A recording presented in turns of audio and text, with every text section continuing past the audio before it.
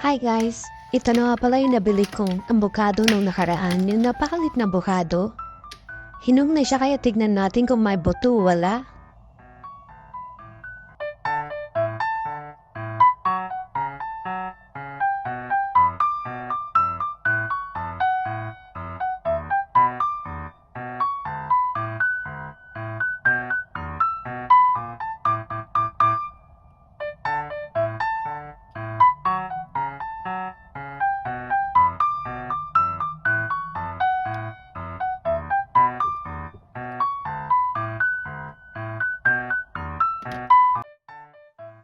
Yan guys, ang cute diba?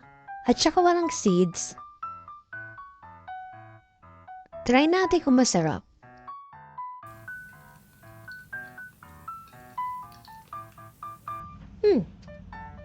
Masarap siya. Lasang avocado.